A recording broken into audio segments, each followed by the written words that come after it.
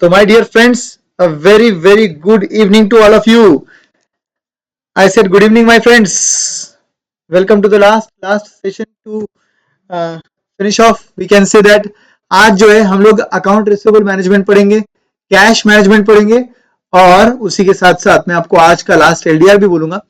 And इस दिन का लास्ट सेशन जो आज हम लोग ले रहे हैं, इसका लास्ट पार्ट रहेगा आपका एग्जाम गाइडेंस, जिसमें मैं आपको कंप्लीटली गाइड करूंगा कि आप इसके आगे एग्जाम तक क्या करने वाले हो.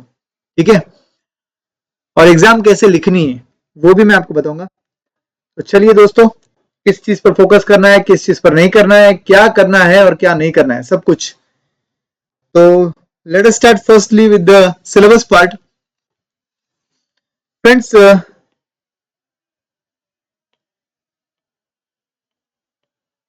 मैनेजमेंट ऑफ अकाउंट रिसीवेबल,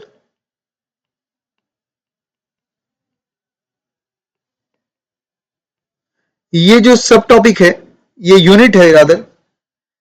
तो ये यूनिट के अंदर ये ऑफ कोर्स आज ही हो जाएगा ना, है ही क्या, ये छोटे छोटे दो तो सेक्शन है हमारे, बस उतने से कवर करने हमको अच्छे से. ठीक है गगन, उसके बाद ball will be in your court and डरने की जरूरत नहीं है. You will do your best, I know that. आप बहुत मेहनत करोगे, मुझे पता है.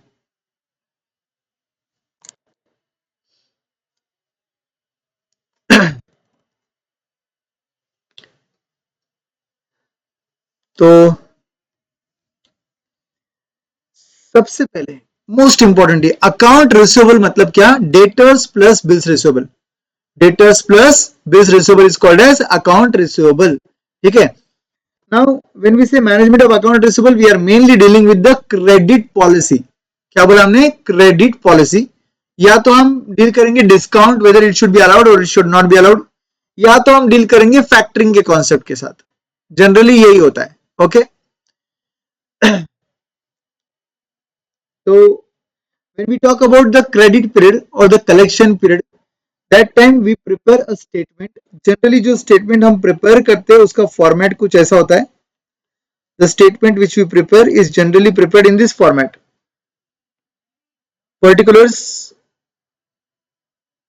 let's say policy 1 is 1 month and policy 2 is 2 months. ठीक है. चलो इसको एक काम करते हैं, इसको नीचे डाल देते और यहां पे बोल देते पॉलिसी 1 या existing policy and policy 2 proposed policy. Okay. Now यहां पर हम बोलेंगे सबसे पहला part, A part, average collection period. Then B part हम लोग क्या लिखते हैं बोलो? एवरेज कलेक्शन पीरियड के बाद हम लिखते हैं नंबर ऑफ यूनिट्स. अगर कैलकुलेशंस यूनिट्स में रहेगा तो.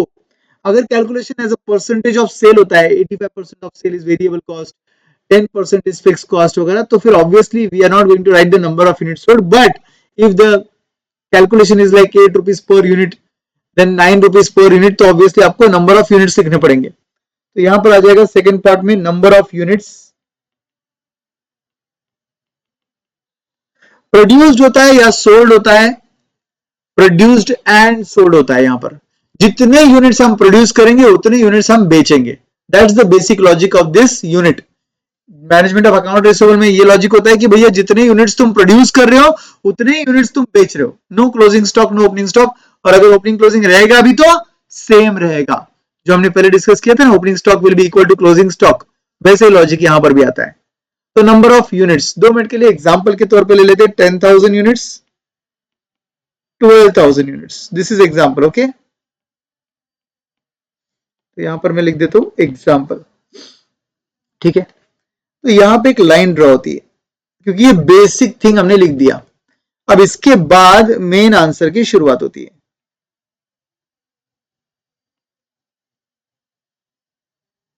ओके. सी पार्ट में हम बोलेंगे सेल्स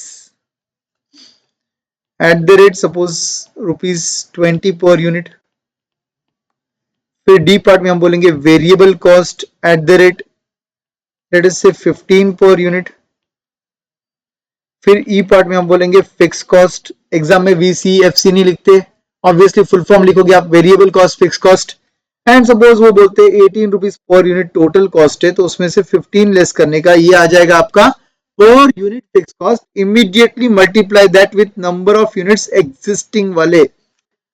ये गलती मत करना कि @3 लिख दिया इधर. फिक्स कॉस्ट कभी @3 रुपीज नहीं होता है, वहां पर 18 minus 15. What is 18 sir? Average total cost. What is 15 sir? Variable cost per unit. So difference will be fixed cost per unit, but immediately multiply that with existing number of units. तो यहां पर आपको इस तरीके से calculation करने होते हैं और फिर आपको मिलता है आपका ऑपरेटिंग प्रॉफिट. इस ऑपरेटिंग प्रॉफिट में से आप माइनस कर देते हो indirect expenses like bad debts, collection expenses.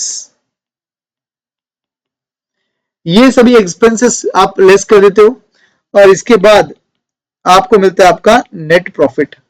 एक बार आपको आपका नेट प्रॉफिट मिल गया, which will be nothing but of course it will be F minus G minus H, and EBIT will be nothing but C minus D minus E. Sales minus variable cost minus fixed cost is EBIT. EBIT minus bad debts minus collection expense will give you your net profit. This net profit will be before tax, of course. If you have tax in the question, deduct tax. If you don't have, ignore it. If you have tax, suppose 35%, then 35% will be on I. Tax is always on profit before tax. Then you have profit after tax. Then you have your finance cost. How do you calculate your finance cost? D plus E means variable cost plus fixed cost into rate of finance. Suppose 12% is the rate. Example, your opportunity cost is 12%, so take 12% into A divided by 12. What is A? Average collection period. A is average collection period. So it will be D plus E into rate, that is 12%, into A by 12. Absolutely correct. सही है कशिश. So this is how you solve your finance cost. And lastly, you get your net benefit. How will you calculate your net benefit? It will be K minus L. PAT minus finance cost will give you your net benefit. Check out which policy has more net benefit. That policy you will select. इन दोनों में से जिस policy का net benefit सबसे ज्यादा रहेगा आप उसे सिलेक्ट करोगे. And this is how you calculate. Fix cost. Bhavik, अगर टोटल कॉस्ट तुम्हारा 18 रुपीज पर यूनिट है, उसमें से वेरिएबल कॉस्ट अगर तुम्हारा 15 है, इसका मतलब ऊपर का 3 आपका फिक्स कॉस्ट पर यूनिट है. बट फिक्स कॉस्ट @3 कभी नहीं होता, बिकॉज अगर आप 3 बोल दोगे @3 तो फिर 10,000 से मल्टीप्लाई होगा, बाद में 12,000 से मल्टीप्लाई हो जाएगा, वो फिक्स नहीं वेरिएबल बन जाएगा. इसलिए व्हाट आई डिड, या immediately why multiply that with existing number of units. ना कुछ एक क्वेरी ऊपर गया था, किसका? गगन का था. क्या गगन का क्वेरी है? सर एक बार ये भी बता देना, लास्ट टाइम में एग्जाम में क्या शॉर्ट फॉर्म में लिख सकते हो और क्या नहीं लिख सकते. गगन, ईबीआईटी आप लिख सकते हो, पैट आप लिख सकते हो, प्रॉफिट बिफोर टैक्स आप लिख सकते हो, बट कलेक्शन एक्सपेंस के लिए प्रॉपर कलेक्शन एक्सपेंस लिखना पड़ेगा आपको, टैक्स के लिए प्रॉपर टैक्स लिखना पड़ेगा, एफसी वीसी अलाउड नहीं है, वेरिएबल कॉस्ट फिक्स कॉस्ट ये सब लिखना पड़ता है. Common sense. सीएफएटी आप लिख सकते हो, सब कुछ है, डोंट वरी. सीएफएटी वगैरह लिख सकते हो आप, डीएफ लिख सकते हो, सीएफ लिख सकते हो, but you can not right बाकी शॉर्ट फॉर्म. अप्रॉक्स लिख सकते हो आप, कोई प्रॉब्लम नहीं है, बट आप ये नहीं लिख सकते ना, जैसे मैंने कलेक्शन के लिए अभी COLL और ऊपर एन लिखा, ऐसा नहीं अलाउड है. EXP ऐसा अलाउड नहीं है, DOL DFL सब अलाउड है.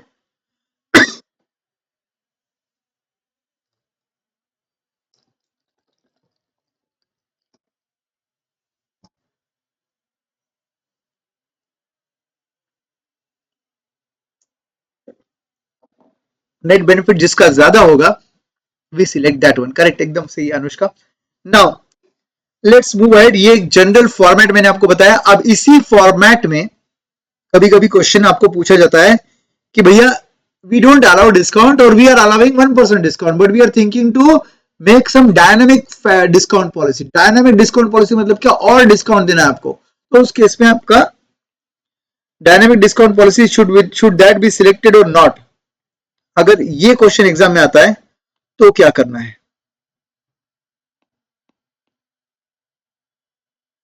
ध्यान से समझ लो, इसको हेडिंग दे दो selection of credit policy,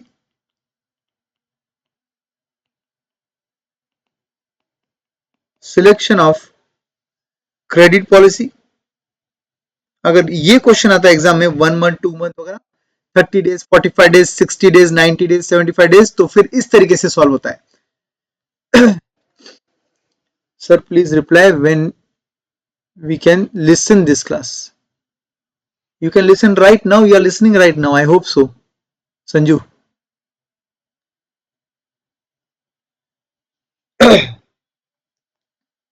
And this is about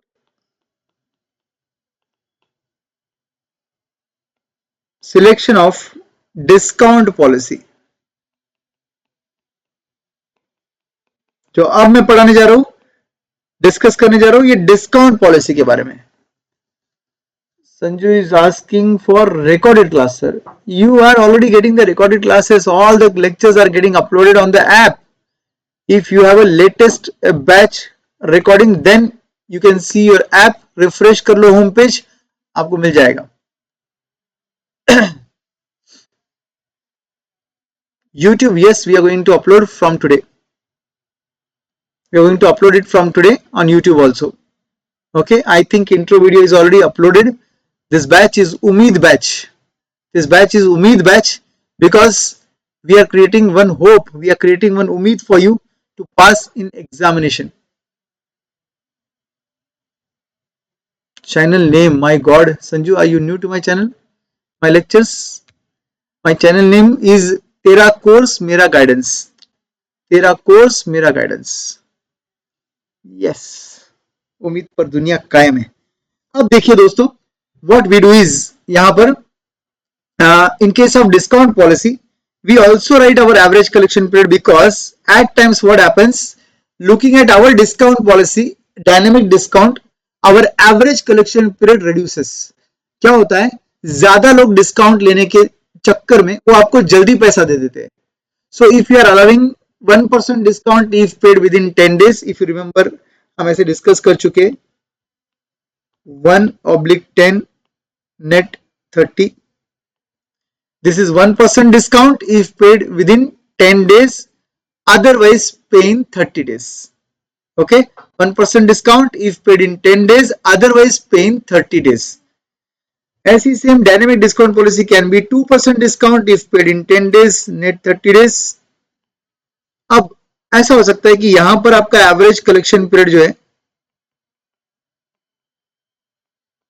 example 20 days था,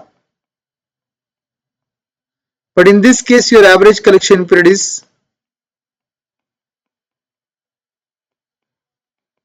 14 days. If you remember, we have our regular batch notes, उसमें ये same example है। Okay, 14 days and 20 days वाला। So in this scenario, obviously what will happen, I will write here average collection period 20 days, I will write here average collection period 14 days. At times what happens, since you are offering discount, more people will purchase from you. अगर ज्यादा लोग आपसे purchase करेंगे तो your sales increases, number of units will increase. So इस तरीके से हम लोग नंबर ऑफ यूनिट्स भी लिखते हैं। फिर उस केस में हमारा सेल्स लिखेंगे, वेरिएबल कॉस्ट लेस करेंगे, फिक्स कॉस्ट लेस करेंगे, ईबीआईटी लेस करेंगे। अब इसके बाद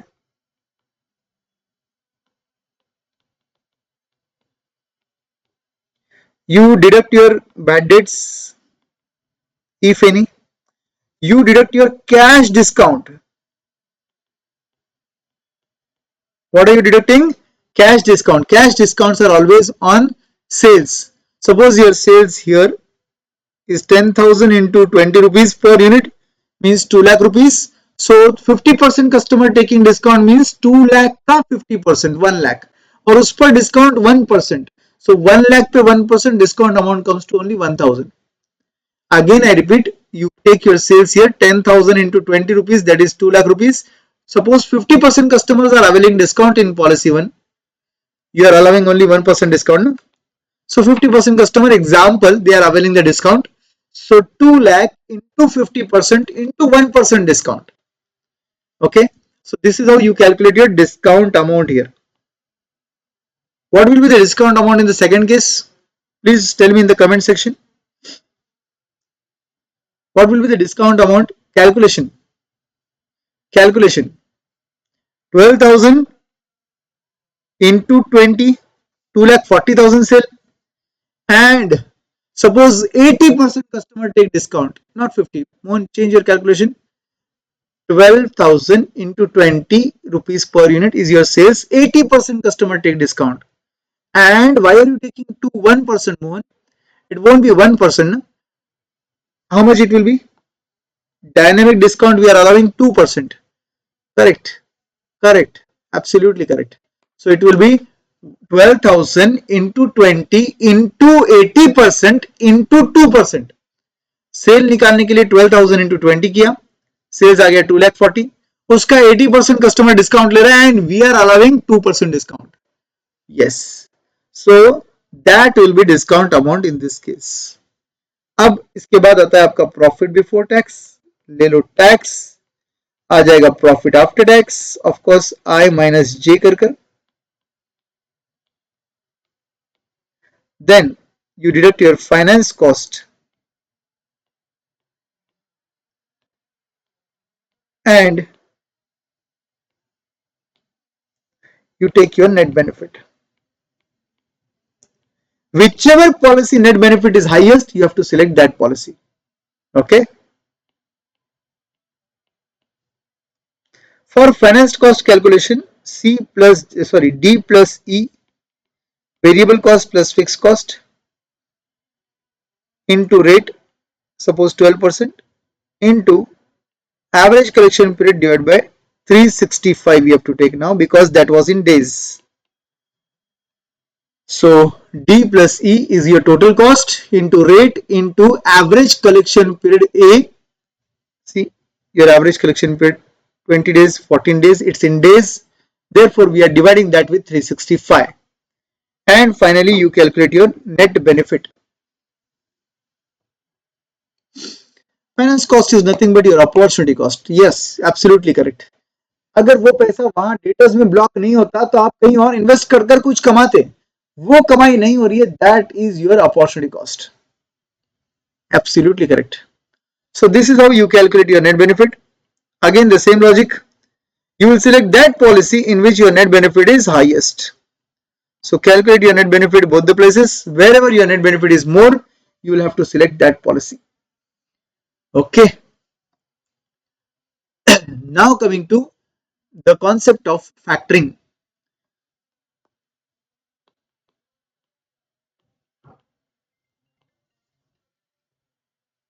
What exactly is the concept of factoring? Tell me, what exactly is the concept of factoring? Factoring means you have appointed a person on your behalf to collect the money from your customer. Okay. So what normally we do is we send the invoice to customer. Customer places the order with us. We send the invoice to customer. In the invoice, we clearly write pay after 60 days, for example, to the factor. Now we send the invoice copy to the factor also. Factor will give us advance, maybe 70%, maybe 80% of the invoice value, but he won't pay you the 20-30% amount. That will be called as factor reserve. And he will now keep the follow-up with the customer. At the end of 60 days, he will collect 100% amount and he will pay you the balance amount after deducting his charges. Correct. So this is informal Vasuli Bhai for us. बिल्कुल सही है. Vasuli Bhai is the person who is collecting the money, but it's a formal institution. SBI bank भी factoring services देता है. ऐसे factoring services देने वाली corporate companies ही होती है. Okay. Now in this case, normally the question is theory question. Write a short note on factoring. Advantages of factoring, disadvantages of factoring. Normally any kind of theory questions you will get. अगर आपका concept clear है तो आप theory को answer कर दोगे अच्छे से. But in the practical question, they ask you, should the factor be appointed or not? Disadvantage, obviously you are paying them charges. You are appointing a third party, control is not in your hand. So if you read the concept, you will automatically understand what are the disadvantages also. So if you don't understand anything, read the textbook, factoring part, you will understand everything. Okay. Now coming to practical part, what they can ask you is, should the factoring proposal be accepted? So for calculation of factoring proposal, whether it should be acceptable or not, you will have to calculate savings due to factoring and cost due to factoring and net saving due to factoring. If there is a net saving, we will appoint the factor. If there is a net cost, we will not appoint the factor. Okay. What are the costs due to factoring? Come on. In the comment section, you can write what are the costs due to factoring. What are the costs due to factoring? Commission, absolutely correct, Charchit. Commission. What next? Charges. Which charges? Be very particular. Yes, Varshita. Interest charges. And what more? Commission, interest. Any other cost? Okay. Savings. Savings due to factoring. Savings due to factoring.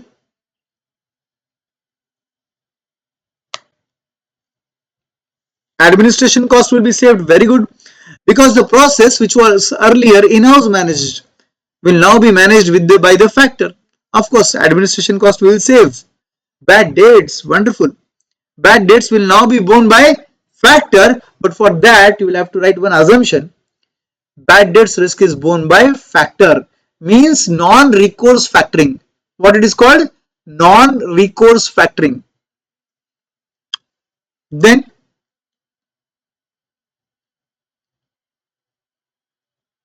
administration cost, bad debts cost will be your savings. Finance cost can also be your saving. Finance cost will also be your saving. Time value of money we don't take, because it's hardly 60 days 30 days period, so why to calculate the present value? Time value of money नहीं लेते हम लोग. But yes, हम लोगों ने जो पैसा debtors से जल्दी कलेक्ट किया है बिकॉज ऑफ फैक्टर, उसकी वजह से हमारा बैंक ओवरड्राफ्ट का कॉस्ट वगैरह कुछ सेव हो सकता है. अगर क्वेश्चन साइलेंट हो तो क्या माने? Obviously non recourse, we have discuss that in class. Sahil, non recourse factoring मानना पड़ेगा आपको, नोट लिख कर. Okay. Whenever you pay factoring commission, that time commission will always be on the sale amount. Credit sale amount multiplied by rate will be your collection factoring ka commission. Okay. So factoring, normally cost due to factoring.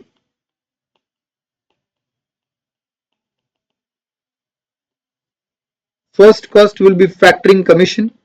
Of course, whatever I am writing generalized. If question says something specifically, then you will have to consider accordingly. Factoring commission,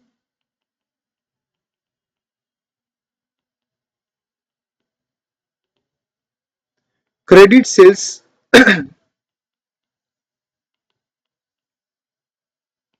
into rate. Credit sales into rate. So if you have total sales, don't take total sales. Multiply that with the proportion of credit sales to get the credit sale amount and then calculate the then multiply with the rate of commission. तो ये आपका पहला cost हो सकता है.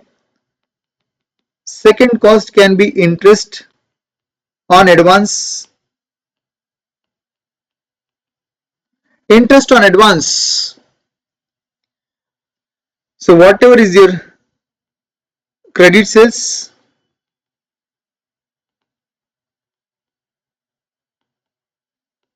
multiplied by percentage of advance. Suppose he is ready to finance 80%, so percentage of advance, deduct factoring commission, deduct factoring commission. Now you get your net advance. On this you need to multiply with a rate and then days divided by 365. Credit sales into percentage of advance after deducting the factor reserve. जितना भी factor ने reserve रखा हो, बचा हुआ advance देना चाहता था वो एडवांस का परसेंटेज मल्टीप्लाई कर दीजिए, माइनस कर दीजिए फैक्टरिंग कमीशन. बट जब आप फैक्टरिंग कमीशन ऐसे माइनस करते हो, you are assuming you are assuming that factoring commission is paid in advance. If you are deducting like this, you are assuming factoring commission is paid in advance. Okay, multiplied by the rate of interest charged by factor multiplied by days divided by 365. Now what is the days credit period? You can write credit period also instead of days. You can write credit period also.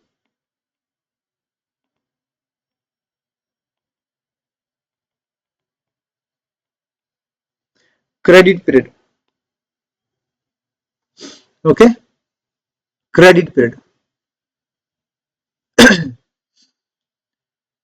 Non-recourse concept, sir, please explain. Repeat. Okay, non-recourse means factor is bearing your bad debts risk. Bad debts risk borne by factor is called as non-recourse. अगर question silent है, bad debts दे रखे थे, factor appoint करने के बाद क्या हुआ ये कुछ बोला ही नहीं है, you will have to write assumption that the bad debts are borne by factor, means it's a non-recourse factoring. Then only you can show savings of bad debts as savings due to factor. Okay, is this everything clear? Is everything clear till now? Cost due to factoring. Now coming to savings due to factoring.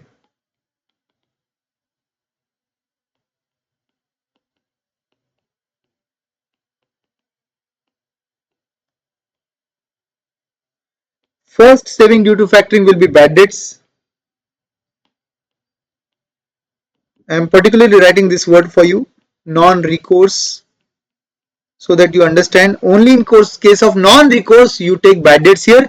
If question says nothing, simply write the assumption that factor is the bad debts risk is borne by factor, means the factoring deal is assumed to be non-recourse. तभी जाकर bad debts जो है वो saving में आएंगे. So that will be savings, bad debts. Second will be administration cost. Administration cost normally given to you, no need to calculate this. Third type of saving, possible finance cost. But ये तभी होगा if factor की वजह से collection fast हो रहा है. Factor is collecting your money faster, then only this finance cost will come into picture. And remember, finance cost मतलब क्या? You are not taking any advance from factor, rather you have taken bank overdraft from bank. And factor क्या कर रहा है? हमें जल्दी पैसा collect करके दे रहा है, तो हमारा बैंक ओवरड्राफ्ट का इंटरेस्ट बच रहा है. So in this case finance cost. Finance cost saving will be altogether dependent on question. Question क्या बोल रहा है? कितने दिन जल्दी हम लोग कलेक्ट कर रहे हैं पैसा. Normally they give you certain sales amount into variable cost percentage amount that is assumed to be borrowed from bank. यही आप assume कर लेते हो कि ये borrowed from bank है, और इस पर आप लगा देते हो रेट जो आपका बैंक ओवरड्राफ्ट का रेट है. And then early collection days, ऐसा लिख देंगे, early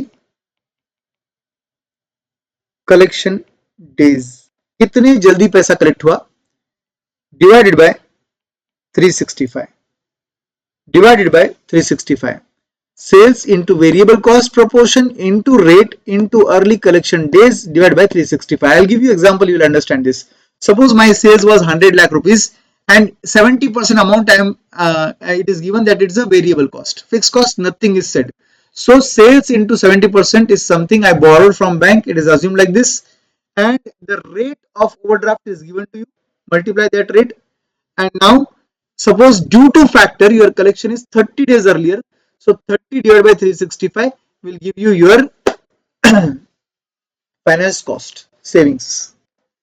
Finance cost savings. You can refer to questions which we have solved in the class. You will understand immediately. Today itself you will have to refer it. Okay, don't worry, I'll mention you the question number also. Can you tell me the question number for factoring?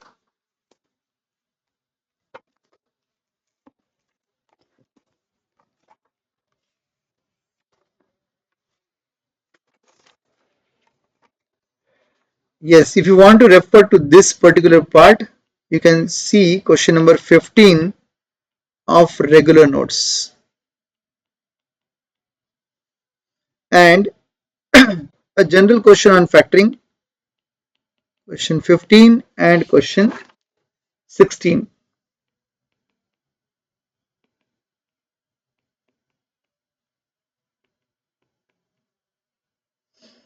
From regular notes, question 15, question 16. Particularly for finance cost adjustment, refer to question number 15. You will understand. So that's it from management of account receivable. Now coming to management of cash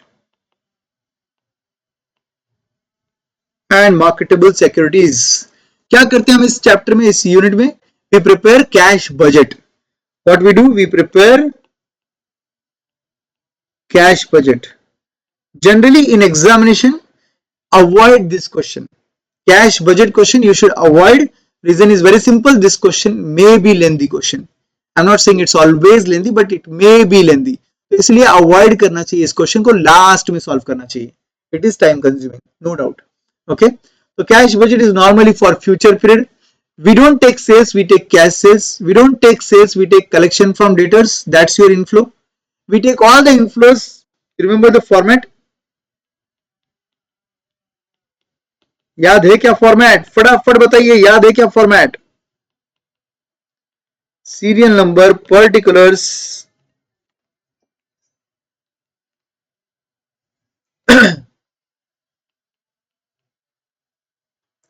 suppose January, February and March. We are standing in the month of December, assuming that. So serial number, particulars, Jan, Feb, March. Serial number A. What do we do in serial number A? Cash inflow or receipts, correct?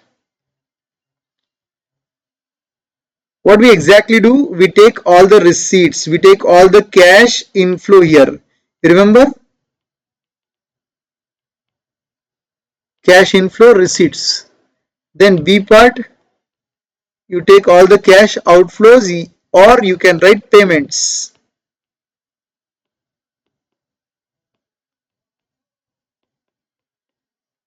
Payments oblique cash outflows. Give me example of receipts.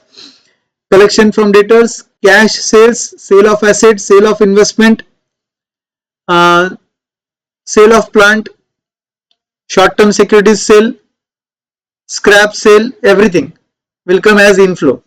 Outflow, credit, payment to creditors, cash purchases, then purchase of asset, purchase of investment, advance tax paid, wages paid, salaries paid, rent paid, all the expenses paid, interest paid, bank installment paid, everything will come as outflow. Yes, loan taken part, it will come as inflow. Sale of shares also as inflow. Sale of debentures will come as inflow.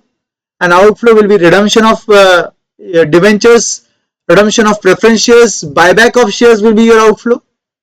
Yes. So these are all the items of inflow and outflow. Full cash flow logic, nothing else. And then you will take your surplus oblique deficit.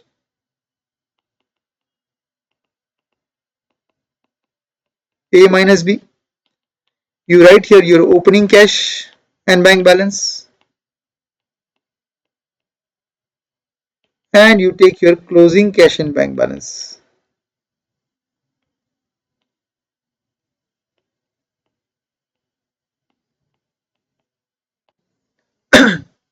Right? How do you calculate your closing cash and bank? C plus D. C plus D. Correct? Yes. And this is how you really try to attempt this category of question. Okay. Now इसके questions क्या आएंगे वो question पे depend करता है, adjustments क्या आएंगे ये प्योरली क्वेश्चन पे डिपेंड करता है. I'll give you the variety of questions to be solved by you so that you have a grip over this unit also. Okay. एक क्वेश्चन ऊपर गया, देख लेते एक बार. सर अगर फाइनेंस कॉस्ट में एवरेज कलेक्शन पीरियड नहीं दिया हो होता है अंडर डिस्काउंट अप्रोच, तो how to solve? I am not getting your question.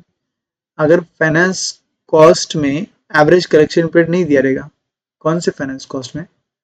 You can unmute yourself Varshita, I'll give you permission to unmute. Yes. Good evening sir. Good तो फिर evening. Sir questions में है ना, मतलब ऐसे एवरेज कलेक्शन पीरियड ही नहीं given है, ठीक है? तो मतलब है ना कौन से क्वेश्चन बोल रहे तुम? सर, ऐसे पर्टिकुलर क्वेश्चन मुझे अभी याद नहीं, पर नहीं मैंने नहीं जब वैसे सॉल्व नहीं, किया। मतलब तुम ये कैटेगरी वाला क्वेश्चन बोल रहे हो क्या? ये वाला हाँ क्वेश्चन सर, जो हमने सॉल्व डिस्काउंट किया पॉलिसी में। डिस्काउंट पॉलिसी में, ये वाले में? हाँ सर। ओके। तो है ना, अगर देखो एक है नॉन मतलब जिसमें डिस्काउंट ही नहीं है, एंड एक पॉलिसी जिसमें डिस्काउंट दिया हुआ है, ठीक ठीक है। है? तो फ्यू कस्टमर्स डिस्काउंट ले रहे हैं, फ्यू कस्टमर्स डिस्काउंट नहीं ले रहे हैं। ये चीज गिवन है, बट कलेक्शन पीरियड नहीं गिवन, जो है ना अपन को दिया हुआ था I got 20 it, I got it, I got it. तो ऐसे केस में suppose let's take one example कि आपको बोला गया है कि let's say 20% customer take discount, ठीक है? your total discount policy is 2% discount if paid in 10 days, net 30 days. Suppose ये क्वेश्चन में दिया है, ठीक है? और बोला है 20% off the customer they take discount. तो ऐसे केस में क्या करने का? So this simply means 2% discount if paid within 10 days, otherwise customer will have 30 days credit period and they will pay on the 30th day. So just imagine that 10 days में देने वाला कितना कस्टमर रहेगा? 20% customer रहेगा, तो इसका answer तो 2 days आ रहा है। एंड प्लस 30 डेज में देने वाला कस्टमर कितना रहेगा? Within 30 days how many percent customer are paying you? 80%। So इसका आंसर 3 8 24 डेज। तो आपका एवरेज कलेक्शन पीरियड मेरे एग्जांपल में 26 डेज आ रहा है। इस तरीके से करते हैं, समझ गए? Yes, this is just hypothetical example. Obviously ऐसा 26 डेज नहीं आता, ये जो परसेंटेज ऑफ डिस्काउंट है ये ज्यादा होता है, 80% होता है, 50% होता है।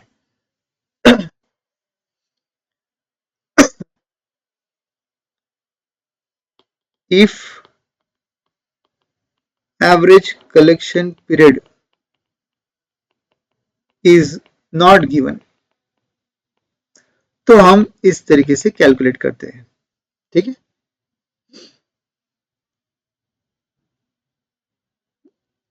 गगन, एवरेज कलेक्शन पीरियड के लिए 2 से क्यों डिवाइड करेंगे भाई? ओपनिंग प्लस क्लोजिंग रहेगा तो डिवाइड बाय 2 करते बेटा। एवरेज है इसलिए हर बार डिवाइड बाय 2 नहीं होता है, कभी डिवाइड बाय 365 भी होता है, तब भी वो एवरेज बनता है, पर डे आ गया वो। Opening plus closing divide by 2 कर लिया तो वो एवरेज बन गया, अगर 2 नंबर रहेंगे तो। ये एवरेज मतलब क्या हुआ? मेरा ओवरऑल 100% पैसा, ये पैसा और ये पैसा, ओवरऑल 100% पैसा कितने दिन में आ रहा है? तो 26 डेज में आ रहा है। यहां पर डिवाइड बाय वगैरह कुछ करने की जरूरत नहीं है। ओके, तो चलिए यहां पर हम लोग बोल सकते हैं कि हमारा कैश बजट कैसे बनाते हैं, हमने क्लियरली समझ लिया। अब बात करते हैं हमारे concentration banking log box system.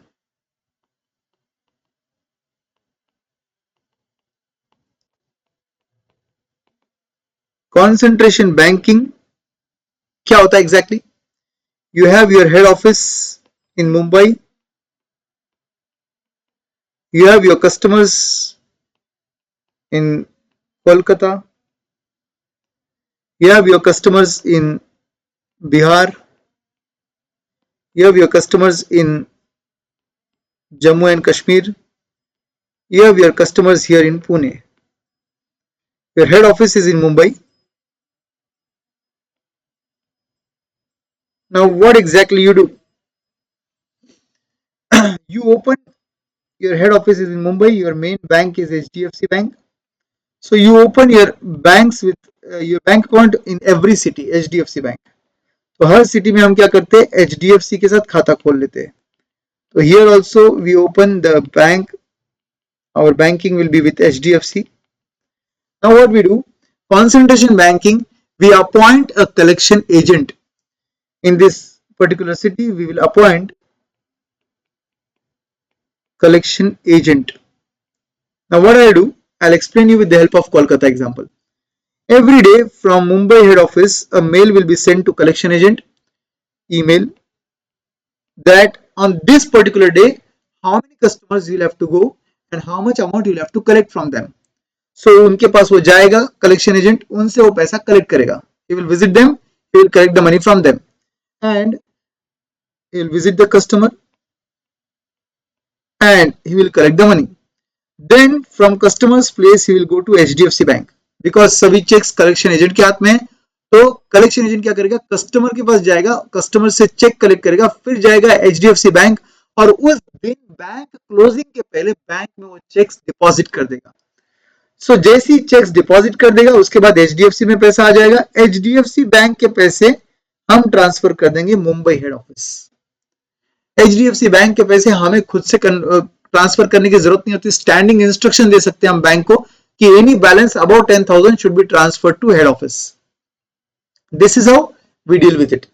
तो इस तरीके से हम डील करते हैं. और हम क्या करते हैं, हम हमारा जो चेक कलेक्ट करने का टाइम है वो जीरो कर रहे हैं, राइट. चेक डिपॉजिट का टाइम जीरो कर रहे हैं. सिर्फ क्लियरिंग टाइम जो है वो थोड़ा कम हो रहा है, बिकॉज आउट स्टेशन क्लियरिंग नहीं है, लोकल क्लियरिंग है. आपका collection agent customers of Kolkata के पास जा रहा है. सभी कोलकाता के कस्टमर्स का बैंक अकाउंट तो कोलकाता में ही रहेगा और हमने उनका चेक कोलकाता में डिपॉजिट किया है. तो लोकल क्लियरिंग है, ये आउट स्टेशन क्लियरिंग नहीं है. तो इसका क्लियरिंग विद इन 1 डे होता है. सो इसी वजह से आपका जो ओवरऑल कलेक्शन पीरियड है वो बहुत ही जल्दी आपके पास आपका पैसा वापस आता है. So concentration banking helps you collect your money very fast. It helps you to reduce your floats. Floats मतलब delays in collection of cash को बोलते हैं floats. तो ये floats को कम करने के काम में आता है. कौन से floats? 3 floats कम कर रहा है. जल्दी जल्दी कमेंट सेक्शन में बताओ कौन से floats कम हो रहे हैं. फटाफट. तब तक मैं अगला पॉइंट रेडी करता हूं, लॉक बॉक्स सिस्टम पर.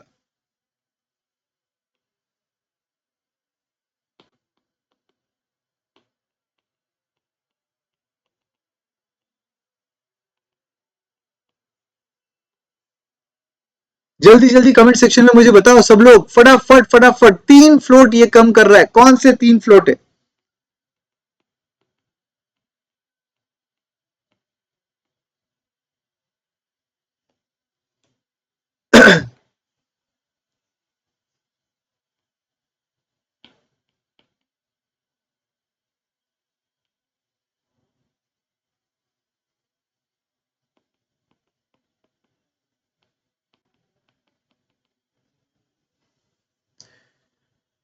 Banking processing float, cheque processing and mailing float. Very good. ध्यान से सुनो. ये कस्टमर क्या करता था, अगर ये सब हम नहीं अरेंज करते थे तो कोलकाता वाला कस्टमर आपको कुरियर से चेक भेजता था मुंबई, मेलिंग फ्लोट. आप वो चेक डिलेड डिपॉजिट करते थे बैंक में, तो cheque processing float. And third, उधर का बैंक आउट स्टेशन क्लियरिंग को चेक को 7-8 दिन लगाता था, 5 दिन लगाता था, तो बैंकिंग प्रोसेसिंग फ्लोट. तो ये 3 टाइप के फ्लोट को कम करने के लिए आपके पास होता है concentration banking. I'll write for you. Mailing float मतलब delay. Cheque processing float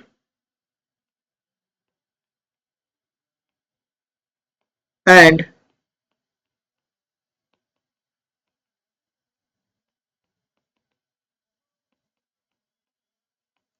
bank processing float. तो ये 3 टाइप के फ्लोट को कम करने का काम करता है आपका कॉन्सेंट्रेशन बैंकिंग.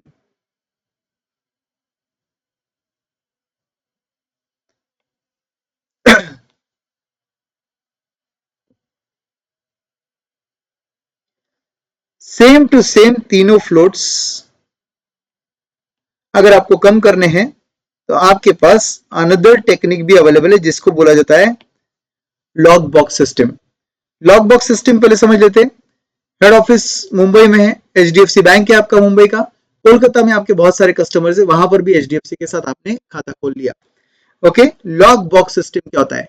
HDFC बैंक को आप बोलोगे please provide us lock box facility. Now what HDFC bank will do?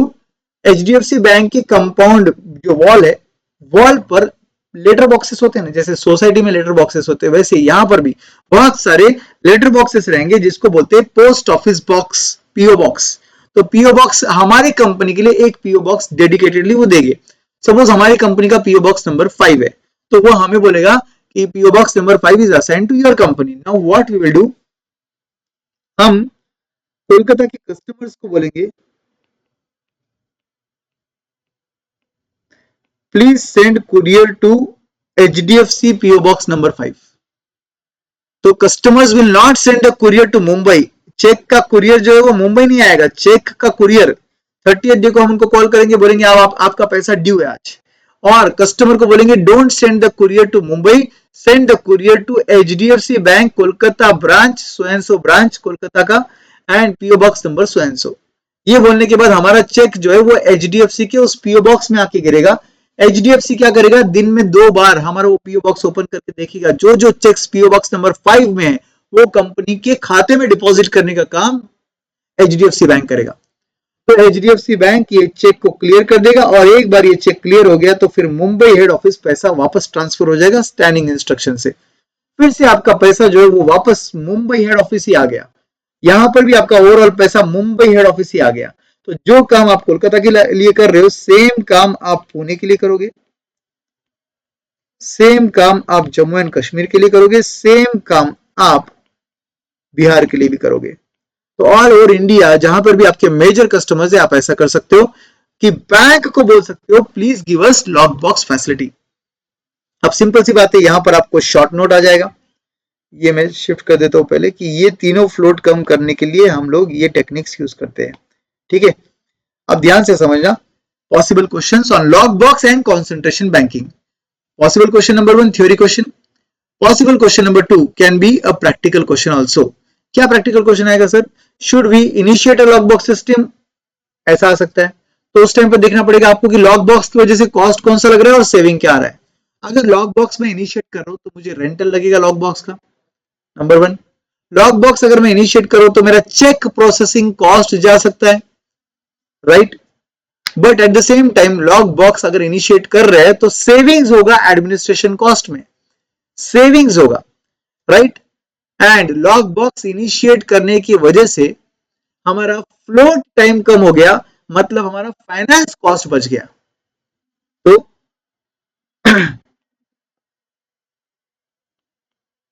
Savings due to lock box, number 1.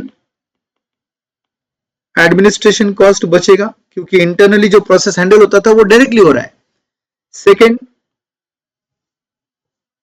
आपका फाइनेंस कॉस्ट सेव होगा क्योंकि आपका फ्लोट टाइम रिड्यूस हो रहा है.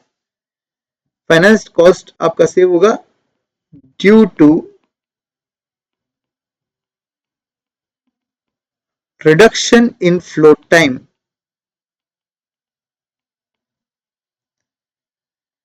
Cost due to lock box क्या लगेगा आपको?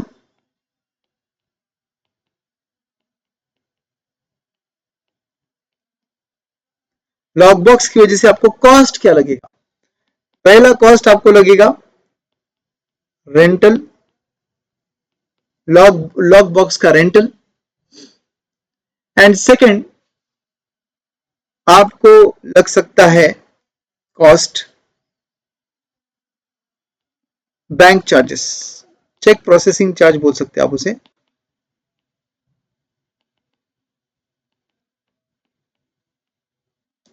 क्यों सर, ये क्यों लगेगा? Every time bank is opening your lock box and checking out कितना पैसा उसमें आया है, चेक्स आया और वो सब डिपॉजिट करेगा वो. तो उसके लिए पर चेक प्रोसेस्ड वो चार्जेस लेंगे. आपको अगर ये क्वेश्चन सॉल्व करना है तो आप ट्राई कर सकते हो, बट ये जो मैंने बोला ये पूरा इनिशिएटिंग लॉक बॉक्स के एंगल से था.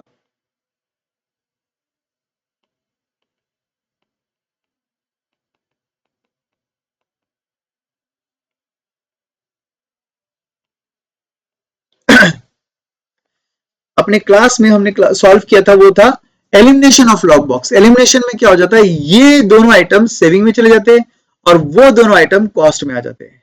एलिमिनेट मतलब आप ऑलरेडी यूज कर रहे हो लॉक बॉक्स और आपको लग रहा है कि लॉक बॉक्स बंद कर देना चाहिए, so that is called as elimination of lock box. If you want to try this category of question,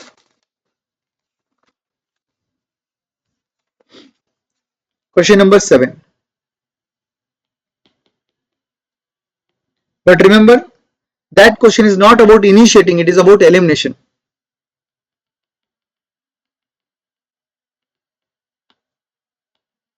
It is about elimination of lock box. And ये क्वेश्चन नंबर 7 जो है ये रेगुलर नोट्स का question है, ठीक है। आपको lock box की प्रैक्टिस करनी है तो यहां से कर सकते हो।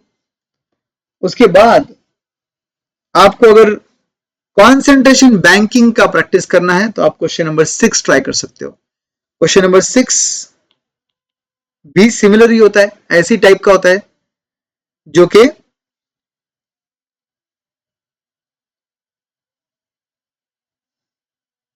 अच्छा लॉक बॉक्स पर ही है वो भी। क्वेश्चन नंबर 6 भी लॉक बॉक्स पर ही है। लॉक बॉक्स इनिशिएट के ऊपर क्वेश्चन नंबर 6 है और एलिमिनेशन के ऊपर क्वेश्चन नंबर 7 है, ठीक है।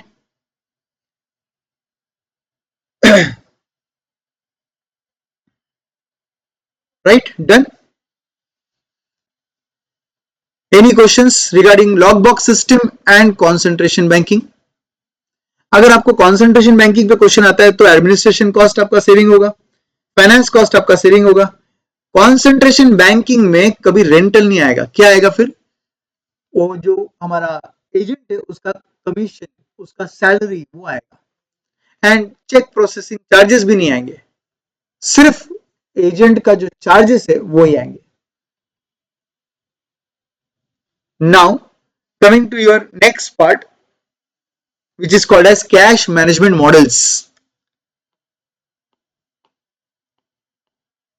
लास्ट के 2 मॉडल्स पढ़ने और हमारा सिलेबस खत्म। कैश मैनेजमेंट मॉडल में पहला मॉडल आता है ईओक्यू। इसको क्या बोलते हैं पर्टिकुलरली? बॉमल्स ईओक्यू।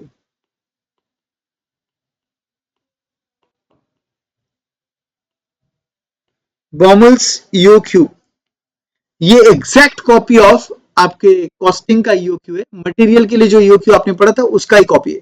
तो मैं यहां पर लिख देता हूं मटेरियल और यहां पर लिख देता हूं कैश, ताकि आपको कंपैरिजन भी हो जाए। और वैसे भी हमारे सिलेबस में मैनेजमेंट ऑफ इन्वेंट्री भी है तो मटेरियल का प्रैक्टिस भी हो जाएगा। तो यहां पर ईओक्यू फॉर्मूला याद है? अंडर रूट के अंदर क्या लिखा हुआ रहता है? मटेरियल चैप्टर जो है वो कॉस्टिंग में आता है, एफएम में भी आता है वैसे तो, और कैश पर्टिकुलरली एफएम में आता है। 2AO upon C, very good. 2AO upon C. O stands for, पहले तो A stands for annual material requirement, O stands for ordering cost per order, C stands for carrying cost per unit per annum. समझा क्या बच्चों मैं क्या बोल रहा हूं? आपको समझ रहा है क्या? Ordering cost per order my friends, carrying cost per unit per annum. Okay, ये पढ़ा था ना आपने? यस, ऐसे ही पढ़ा था ना आपने? तो इस तरीके से आपने पढ़ा था। बोलो बोलो सब लोग बोलो, चलो कम ऑन। हाँ बोलता हूँ गगन, सब बताऊंगा मैं, ठीक है। Right, now coming to cash management model, ठीक है। कैश मैनेजमेंट मॉडल के अंदर 2 तो 2 ही रहेगा।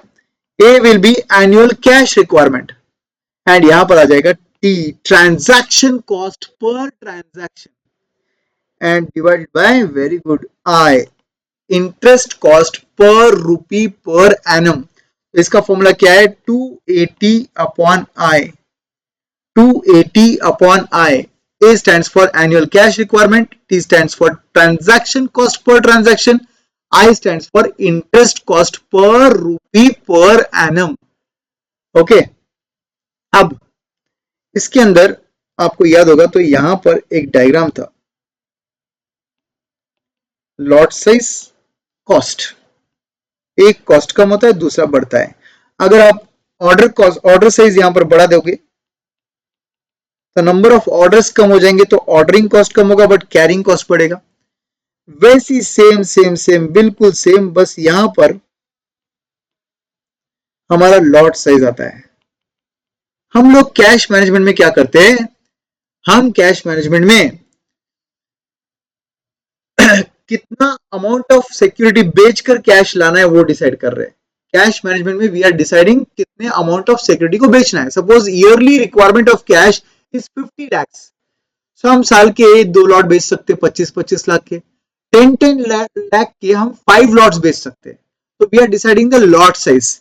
अगर लॉट साइज बढ़ेगा तो नंबर ऑफ ट्रांजैक्शंस कम हो जाएंगे, ट्रांजैक्शन कॉस्ट कम हो जाएगा। बट लॉट साइज जब बढ़ता है तो कैरिंग कॉस्ट ऑफ कैश मतलब ही इंटरेस्ट कॉस्ट बढ़ता है।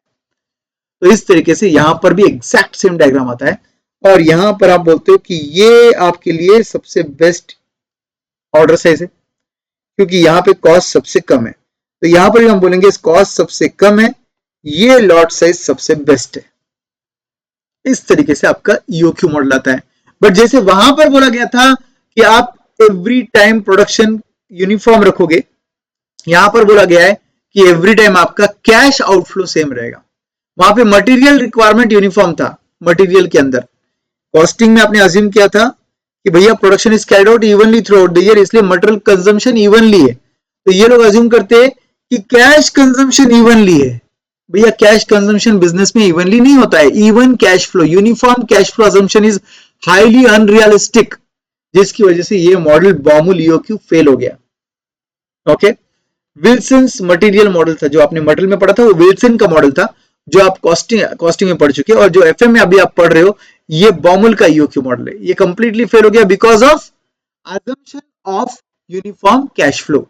अब क्या किया फिर, सोचो क्या करेंगे फिर, तो अनइवन कैश फ्लो बनाना पड़ेगा। अनइवन कैश फ्लो बनाने के लिए फिर मॉडल दूसरा आ गया, Miller Orr cash management model. नाम क्या है, मॉडल नंबर 2, मिलर और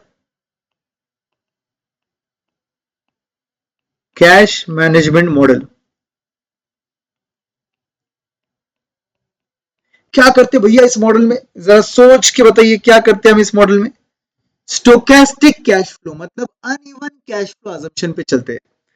यहां पर ध्यान दो बच्चों, यहां पर एक्स एक्सिस पर टाइम ले लो, वाई एक्सिस पर कैश का बैलेंस ले लो, कैश बैलेंस, टाइम पीरियड, ठीक है।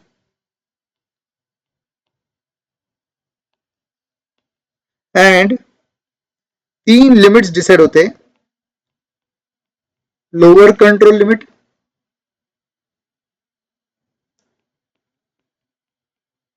upper control limit, and somewhere near the lower control limit you have return point.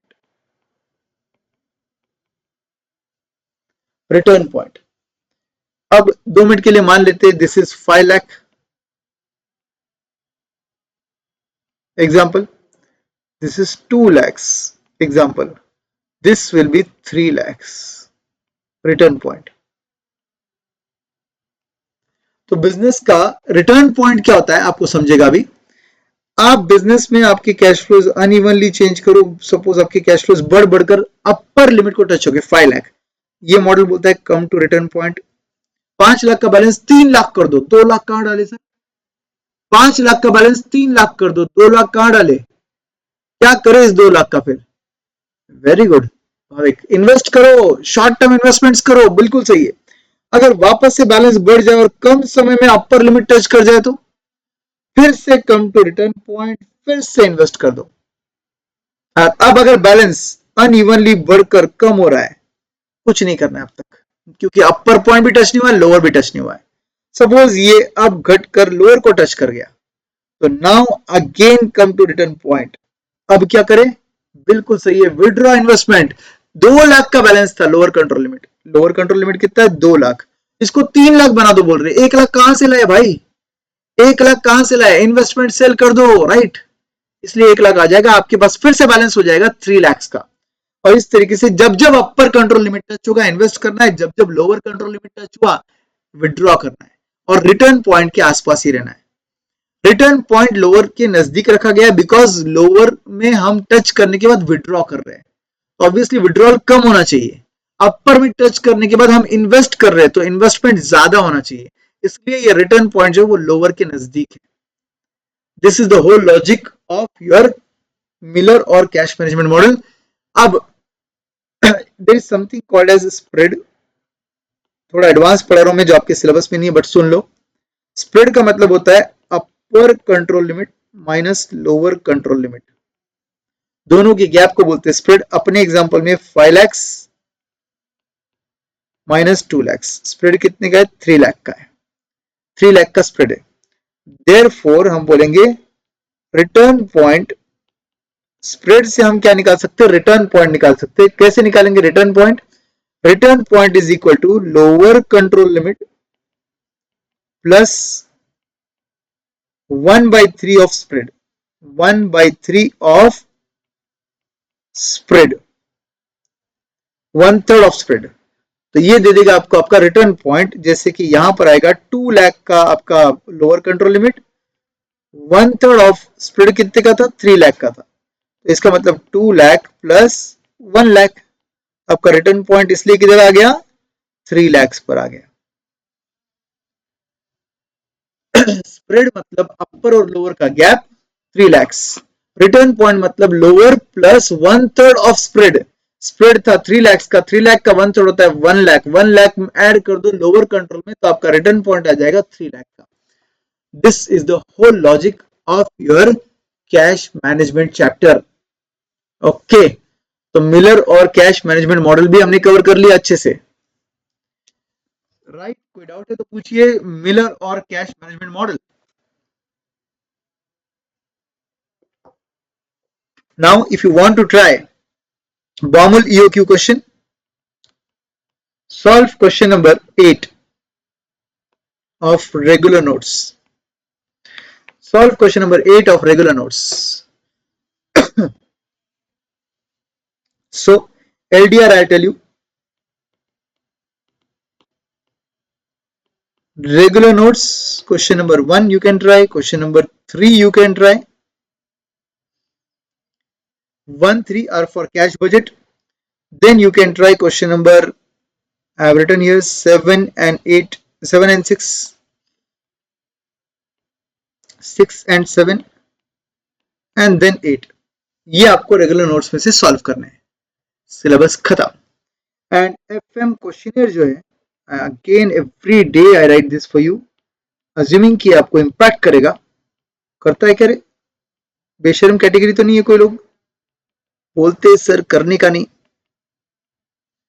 हाँ, FM questioner every day I right, full full full करना ही पड़ेगा, you don't have any choice. उम्मीद batch, you have to keep उम्मीद, right? और उम्मीद तभी आपका बरकरार रहेगा जब आप क्वेश्चनर पूरा सॉल्व करोगे। You have to solve. Okay, देखो मैंने कल ही स्टोरी पे शेयर किया इंस्टाग्राम के, if you see the story, it's clearly written in the story, success is the sum of small efforts repeated day in and day out. Success is the sum of small efforts repeated day in and day out. मतलब क्या हुआ? मतलब क्या हुआ? Is very simple, आप जो चीज थोड़ी थोड़ी थोड़ी थोड़ी रिपीटेड बेसिस पे करोगे उसका इंपैक्ट क्यूमुलेटिव में आ जाएगा। Okay, LDR from regular, yes I have given you LDR from regular. ये क्या कैश मैनेजमेंट मॉडल का आ गया। अकाउंट रिसीवेबल मैनेजमेंट का आपको मैं LDR देता हूं, this is for cash management.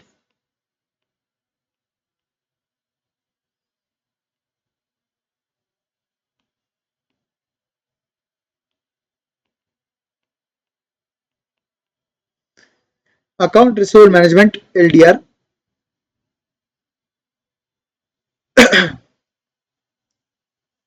Last में लिख देते LDR regular notes, question number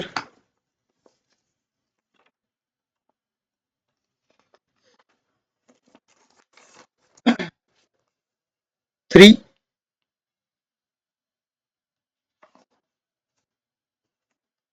question number 4, question 5, question number 9,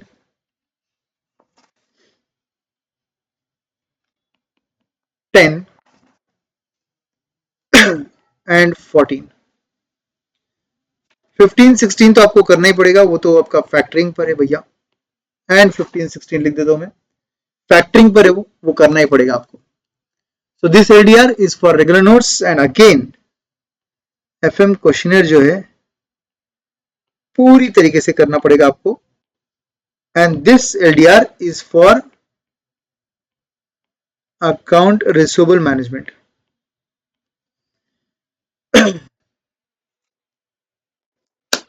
So guys, of course Insta आप ओपन नहीं करते हो, इंस्टाग्राम आपको पता नहीं है, I know that, show off, मुझे सब पता है आपका, बट इसलिए मैंने आपको बताया खोल के स्टोरी कि भाई क्या बोला था मैंने, ठीक है.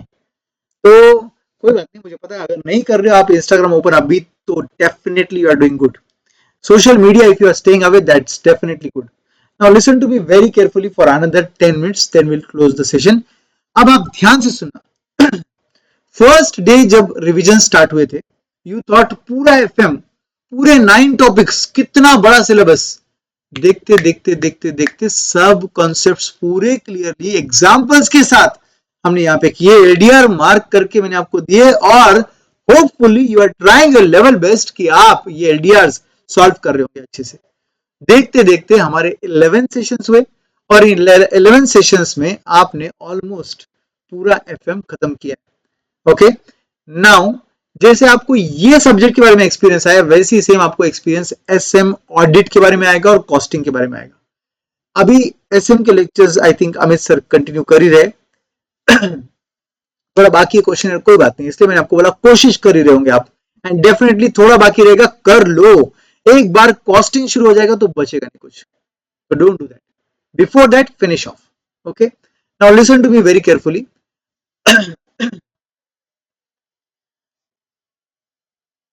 In your RTP, there is one question on account receivable management. Do solve it before me, because I am going to solve RTP. Come what may, I am going to solve RTP. I am going to solve MTP. ठीक है, तो भैया आपके जो problem चल रहे होंगे, आपका जो स्टडी का शेड्यूल चल रहा होगा, एक बात याद रखिए, few things are out of your control, but few things are in your control. Try to balance. Don't get into negative zone. एक आध दिन खराब हो जाएगा, कुछ फर्क नहीं रहता है. Otherwise saying I was admitted to hospital, 2 topic रह गए, नो प्रॉब्लम अथरवाइज, कोई बात नहीं, बचे हुए टॉपिक तूने किया ना, be happy about it, and now cover those 2 topics, don't worry. And यकीन मानो, believe me, you will conquer your CA Inter with this efforts. No one can help you, not even you can say, see your parents, Prashant Sada, Vinod Reddy, Amit Tatir, we are all very small. God also cannot help you. Yourself you can help. आप खुद की मदद खुद कर सकते हो. And for that you need to be only doing one thing: be consistent in your efforts. Efforts किस में डाले समझता नहीं है सर, डालो एफर्ट्स. रेगुलर बैच है आपके पास, प्रैक्टिस मटेरियल्स है, रिवीजन नोट्स है, उसको रेफर करो, and try to solve MTPs RTPs for at least 3 exams. 3 years नहीं बोल रहा मैं आपको, 3 एग्जाम्स बोल रहा हूं मैं. So solve that, because that will give you the edge, that will give you the understanding properly. बस 1-2 टॉपिक में, yes, all revisions will be available Sanju on YouTube also, no problem at all. Sir बस 1-2 topic में problem आ रही है, वो बस एक बार regular से रिपीट हो जाएगी तो कर लेंगे, no problem at all. Definitely not to worry at all. ठीक है, नाउ फोकस दैट आपको ना एग्जाम तक वॉलेटिलिटी मिलेगा, इमोशनल वॉलेटिलिटी. जैसे मार्केट कैसे अभी नीचे गिरा था फिर ऊपर बढ़ा, वैसी वॉलेटिलिटी आपके पास भी आएगी. एक दिन लगेगा कि आपका कोई लेवल नहीं है पास होने का, नेक्स्ट डे आपको कॉन्फिडेंस आएगा कि आपको पास तो हो जाएंगे, भाई कुछ भी हो जाए पास हो जाएंगे, फेल तो नहीं हो सकते. Next day you will get the feeling that you will get a rank, तब तो लगेगा भाई शेर है अपन, है ना. उसके नेक्स्ट डे कुत्ते से बुरी हालत हो जाएगी. मतलब you won't believe your emotional fluctuations will be so bad. Because कभी कभी ऐसा होता है कि कोई बेकार क्वेश्चन आ जाए, योर इमोशंस कोलैप्स. कोई अच्छा क्वेश्चन आ जाए, your emotions will pick up. So this all volatility will be there with everyone. No one can be exception in this. No one, because at our times even we face the same. So you will have to face this.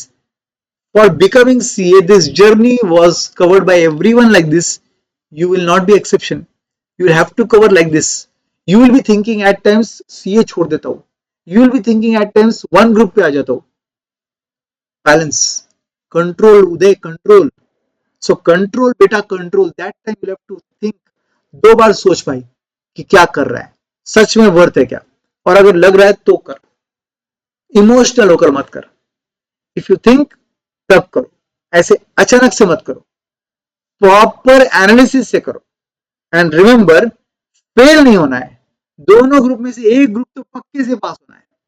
अगर आपको थोड़ा dicey लगता है, no problem. Rather than studying only one group, एक ही group पे आ जाओ. क्या सर फिर अटेम्प्ट काउंट होता है क्या, ये काउंट होता है? अरे छोड़ वो अटेम्प्ट काउंटिंग का, मेन पास होना होता है. You will have to pass. And उसके लिए क्या करना पड़ेगा फिर आपको डिसाइड करना पड़ेगा कि एक ग्रुप में कौन सा ऐसा जो ज्यादा पढ़कर पास तो पक्के हो जाऊंगा, और सेकेंड ग्रुप जो कौन सा ऐसा लू जो मैं शायद थोड़ा पढ़कर ट्राई करना चाहता हूं. Do that. Never give up. 100 and 130 लाने से अच्छा है कि 180 लाओ एक ही देकर. आई एम नॉट इंसिस्टिंग कि आप एक दो. आई एम टेलिंग यू कि दोनों थोड़ा थोड़ा मत पढ़ो. कोई एक ग्रुप तो अच्छा बनाओ, कोई एक सब्जेक्ट तो अच्छा बनाओ. मतलब फॉर एग्जांपल 2 मिनट के लिए सोचते. एग्जांपल, आपका पूरा ग्रुप तो अच्छा चल रहा है, एफएम खराब. एग्जांपल. सो भाई ग्रुप 1 पढ़कर क्या फायदा? फिर एक काम करो, एफएम पहले अच्छे से पढ़ लो ताकि ग्रुप 2 तो निकल जाए. कॉस्टिंग अच्छा आता है, एसएम अच्छा आता है, ऑडिट अच्छा आता है. सिर्फ एफएम खराब होता है तो फिर एफएम पे मेहनत कर और एफएम को पूरा अच्छा कर ताकि तेरे एग्जाम में कम से कम ग्रुप 2 तो निकलेगा. वही से वैसा सोचो. पूरा ग्रुप 1 आता है, लॉ करके लॉ नहीं आता, या टैक्सेशन नहीं आता, डीटी से बहुत नफरत है, आईडीटी से बहुत नफरत. भाई नफरत तेरा कोई काम में नहीं आएगा. एग्जाम तेरे को सब सब्जेक्ट्स देने वाला है, पेपर पूरी देने वाला है. You don't have any choice. तो व्हाट यू डू, पहला एक ग्रुप का अगर तेरे को डीटी से प्रॉब्लम है या आईडीटी से प्रॉब्लम है उसको कवर कर, रादर देन कॉस्टिंग पढ़ना या एफएम पढ़ना. क्योंकि तेरा एक ग्रुप, फर्स्ट ग्रुप ही वांदे में, बाकी सब अच्छा हो चल रहा है. मतलब अकाउंट्स, एडवांस अकाउंट सुपर चल रहा है. सपोज एग्जांपल, लॉ सुपर चल रहा है, डीटी ओके है, जीएसटी बेकार है. तो भाई जीएसटी और डीटी पे मेहनत कर, तब तुम पढ़ते हो कॉस्टिंग एफएम. फिर ना तुम ग्रुप 1 पास होते हो ना तुम ग्रुप 2 पास होते हो. तो बेटर रहेगा कि थोड़ा टाइम डाइवर्ट कर, पहले ग्रुप 1 को उठा. एक बार ग्रुप 1 इतना उठ गया कि तेरे तीनों पेपर के बैलेंस हो गए. Now shift to group 2 properly, and group 2 और ग्रुप 1 बैलेंस करके एग्जाम दो. कुछ भी करो, एक ग्रुप तो हाथ में आना ही चाहिए. दोनों ग्रुप आए, nothing like it. And whatever I am discussing based on facts I am telling you. I am not talking you on emotion basis. I am talking you on facts basis. ठीक है. Sir group 1 में law नहीं आता और group 2 में audit, क्या करूं? तो बेटा एक ग्रुप कोई भी जो तुम बोल रहे हो, लॉ अच्छे से पढ़ लो, लॉ अच्छे से पढ़ लो, सिंपल है. और कोई सॉल्यूशन नहीं है तुम्हारे पास फिर, राइट?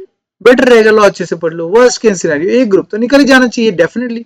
अदरवाइज क्या यूज ना, एग्जाम में इतना अपन मेहनत कर रहे हैं और एक ग्रुप भी हाथ में नहीं आएगा तो क्या फायदा? अब दोनों ग्रुप पास होना है, रैंक लाएंगे, सब करेंगे बॉस. बट अगर whatever I'm discussing for those people जिसका थोड़ा कम ज्यादा चल रहा है, जिसका सब बैलेंस चल रहा है, very good, wonderful, keep it up.